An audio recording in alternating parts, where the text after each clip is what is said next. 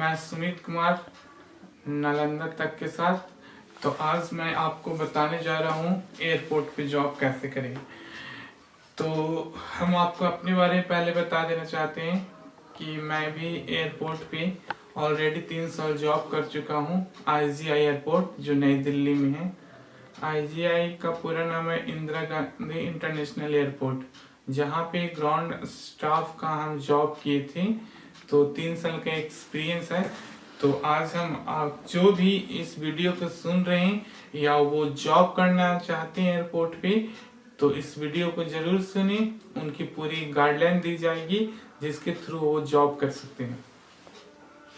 तो सबसे पहले तो एयरपोर्ट पे बहुत सारे डिपार्टमेंट होती हैं। तो एक होती है ग्राउंड स्टाफ। ग्राउंड स्टाफ कहने का मतलब है कि वहाँ पे जो भी एयरपोर्ट के ग्राउंड पे जॉब करते हैं उनको ग्राउंड स्टाफ बोलते हैं। चाहे वो ऑफिसर ग्रेड हो चाहे क्लीनर हो, उनको ग्राउंड स्टाफ के नाम से बुलाया जाता है। एक होते हैं वो पायलट होते हैं जो प्लेन चलाते हैं, और एक वहाँ पे डिपार्टमेंट होता है केबिन क्रू जो वो प्लेन पे सर्विस देते हैं। तब मुख्यतः एयरपोर्ट पे ग्राउंड स्टाफ पे ही लोग जॉब करते हैं। तो अगर आप इसकी क्वालिफिकेशन की बात करें तो आपको इसके लिए 10+2 होना चाहिए।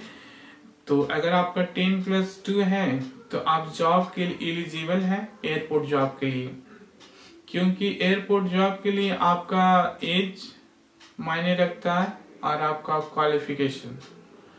तो आज हम आपको बताएंगे एयरपोर्ट जॉब का जो ग्राउंड स्टाफ है उसके बारे में विशेष कर बताएंगे। तो सबसे पहले ग्राउंड स्टाफ होता है क्या? जो आदमी, जो व्यक्ति या जो भी एम्प्लॉयर जो ग्राउंड पे सर्विस प्रदान करता है उसको बोला जाता है ग्राउंड स्टाफ। तो ग्राउंड स्टाफ मीन्स जो ग्राउंड पे सर्विस प्रोवाइड करता है, चाहे वो ऑफिसर ग्रेड का हो, चाहे आर्मी हो, कोई डिफेंस का हो, उसको भी ग्राउंड स्टाफ के नाम से जाना जाता है। ग्राउंड मतलब होता है धरती और स्टाफ मतलब होता है वो एम्प्लॉयर। जो भी स्टाफ ग्राउंड पे काम करते हैं उसको ग्राउंड स्टाफ कहते हैं। तो ग्राउंड स्टाफ में ही बहुत सारे डिपार्टमेंट होते हैं और वहाँ पे बहुत सारी कंपनी होती है जिसके थ्रू आप जॉब करने जाते हैं। तो एक एयर इंडिया सैट्स है। Air India SATS means Air India और सिंगापुर एयरपोर्ट सर्विस दोनों मिलकर वहाँ पे एक टेंडर लिया हुआ है जो एयर इंडिया का सर्विस प्रोवाइड करता है ग्राउंड स्टाफ का। तो उसमें था एक टिकटिंग स्टाफ होता है, उसको CRS बोलते हैं, और एक होता है उसमें पे एक रैम्प पे काम होता है। तो वहाँ पे एक व्हील चेयर के लिए होते हैं टिकटिंग स्टाफ। एक उसको LA बोला जाता है, CS से बोला जाता है। LA का होता है लीडर असिस्टेंट, जिसके थ्रू 20 बच्चे रहते हैं वो वहाँ पे लीड करते हैं। और CS से होता है कस्टमर सर्विस असिस्टेंट, जो LA से थोड़ा सीनियर होते हैं। और वहाँ पे एक जॉब है PSA, पैसेंजर सर्विस असिस्टेंट, जिसमें वो होता है पैसेंजर को वो ख्याल रखना पड़ता है। तो ज्यादातर 3 तरह का ग्राउंड स्टाफ में जॉब होते हैं। एक होता है CSA, LA, PSA। PSA means passenger service assistant.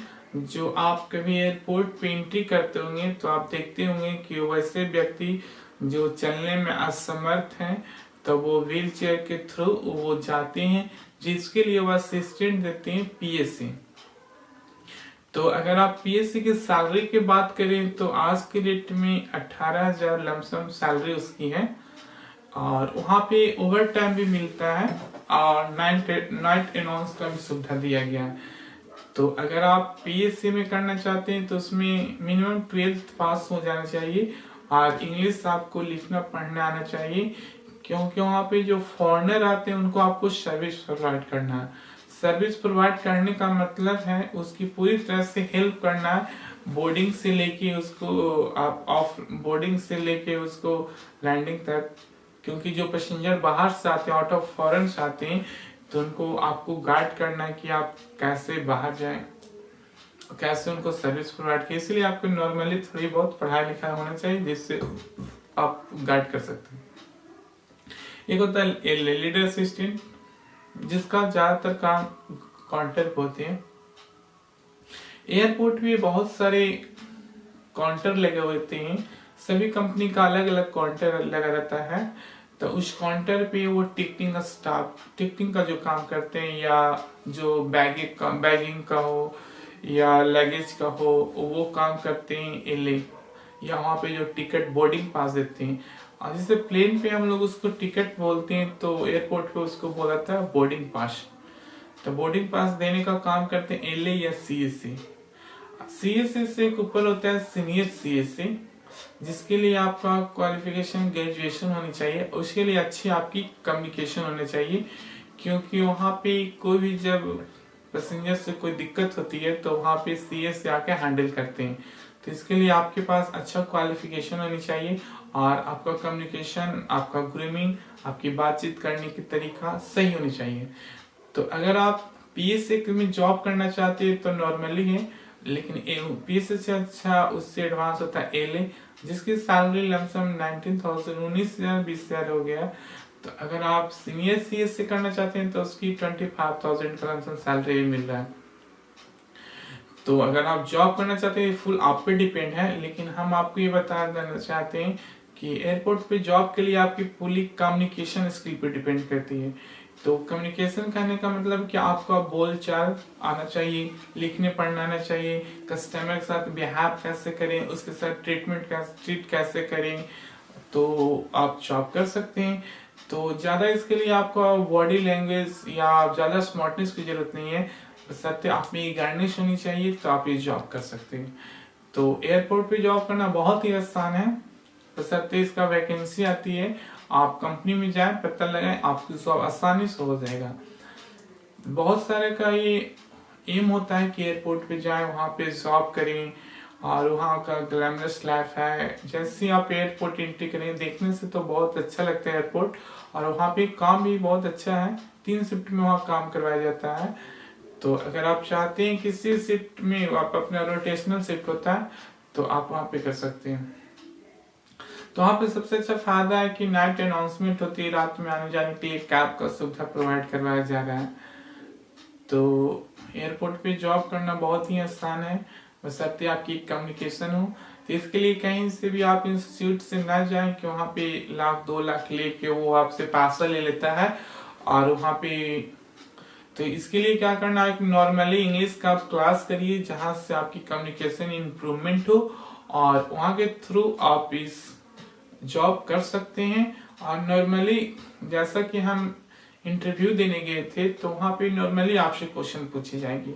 Normally कहने का आपका नाम, फैमिली बैकग्राउंड, बस वो आपकी पर्सनालिटी, हेजिटेशन देखेंगे, और आप में कॉन्फिडेंट देखते हैं।